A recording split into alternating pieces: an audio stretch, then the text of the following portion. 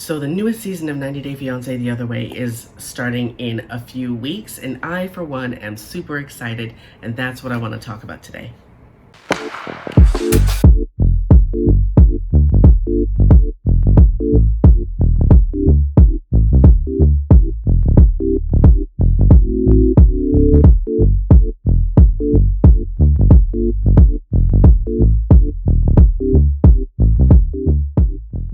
Hey, welcome back to my channel. My name is Debbie, and I am the She in Sheality TV. And first things first, there are some shows that I need to talk about in a way that is largely unfiltered, and I can't talk about them that way on this platform. So I started a Patreon, and it's called Sheality TV Unfiltered. It'll be a lot of behind the scenes stuff. I'll be doing some live streaming, which makes me nervous because video is hard enough for me. So live streaming is gonna be a real stretch, like a jump outside the box. So anyways, yeah, there is one tier because 3, 4, 5 tiers is just too much for me.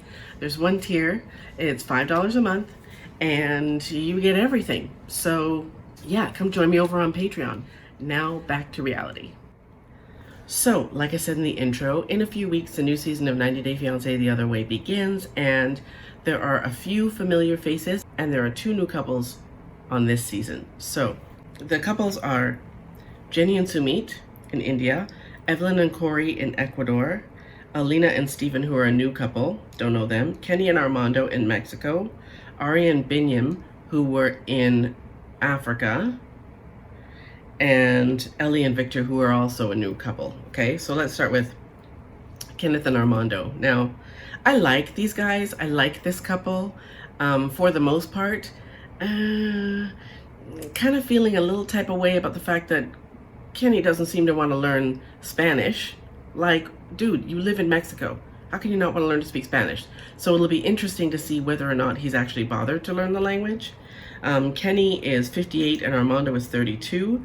And we first saw them on season 2. So a lot has changed since we last saw them. They tied the knot in Mexico in May. They're coming back on this season. Then Ari and Binyam will be back. And from the trailer, it looks like Ari is taking their baby Avi to the US for some kind of a medical procedure. And Binyam's issue is that they won't come back. Who's surprised? I'm not surprised. And in the clip, they show her saying that she's never going to come back to South Africa because of how he treated her and the baby. Now, I don't know what that's about because it doesn't say. But seriously, dude, what do you think the odds would be that she would go back to Africa once she's allowed to leave the country and go back to the States where her family is, right? In the clip, she is telling Binyam and his family that her ex-husband is coming to Africa to visit her. Her ex-husband is coming to Africa to visit her. For what reason, I don't know, but I think it'll be interesting to find out. Next, we have Jenny and Sumi. Now, my whole attitude towards this couple is, he started out as a catfish. Everything from that point forward is unimportant as far as I'm concerned because he started out with a huge lie. And if you go look, the Michael Jones Facebook account that he catfished her with is still up. So she spoke to him as Michael Jones for, I don't know how, for months. And then he finally decided to come clean when he was catching feelings for her.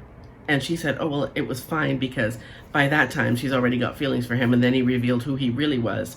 And they decided to continue with their relationship. Then she found out, as we all know, that he's already married and is having problems getting a divorce at this point.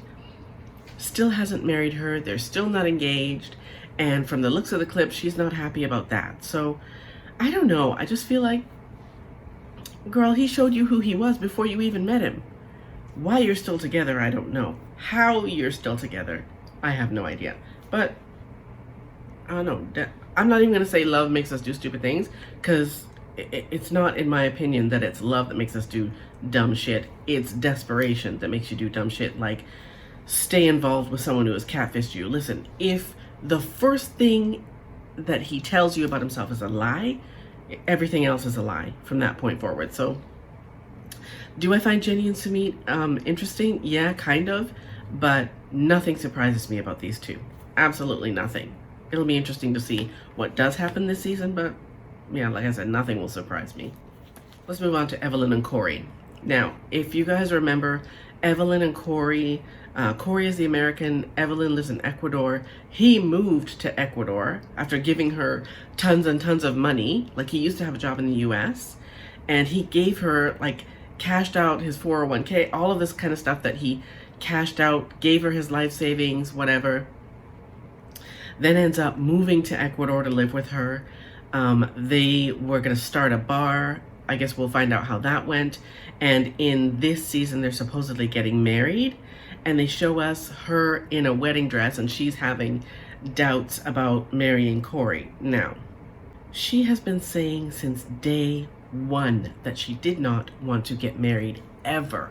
She's told Corey from the very beginning that she did not want to get married. Even while he was forking out all this money to her, she did not want to get married ever because she just didn't want to be married. And he stayed with her and she stayed with him, and he has been pecking at her the entire time to get married. I want to get married. I want to get married. Why don't you want to get married? I want to get married. I want to get married.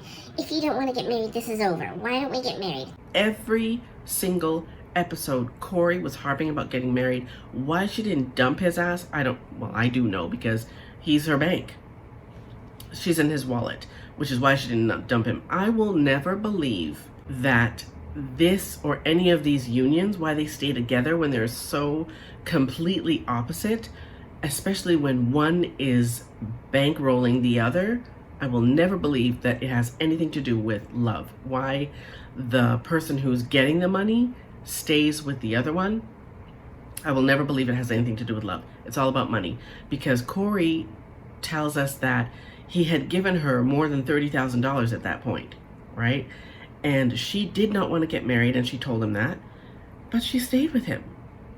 Clearly it was because he was giving her money. So I don't care about any of them saying, oh, but I love him so much. No, you don't. He's giving you money.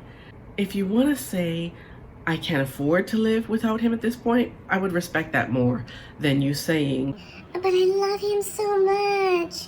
After you've told us that he's given you about $30,000. Come on. I'm not buying it. I don't know about you guys, but I'm not buying it at all. Anyways, in this upcoming season, she supposedly is going to marry Corey, or we see her in a wedding dress, and they've made wedding preparations and all that other kind of stuff, and her sisters are telling her that they can't believe she's actually getting married. So we'll see what happens. There are two other couples that are new to the series. I can't tell you anything about them, except, as per usual, the American moves to another country. There's one lady who looks to be like in her 40s or whatever, who moves to another country to be with some dude that, of course, she met online, and they reveal that she's been giving him money. And I get it, because in another 90-day series, the 90-day Love in Paradise, those people seem to be funneling money to people in another country. And like I said, ownership. It's about ownership and obligation and expectation, just like Love After Lockup. That's a ownership and obligation of a different type, but it's all the same, right? Anyways, before I get into this big long dissertation about that whole ownership and obligation thing, that's all I've got for 90-Day Fiance The Other Way, the upcoming season. I am going to be watching this show, and I'll be doing videos on it. Don't forget to come visit me on my Patreon for Shiality TV Unfiltered, and I will see you next time. Peace.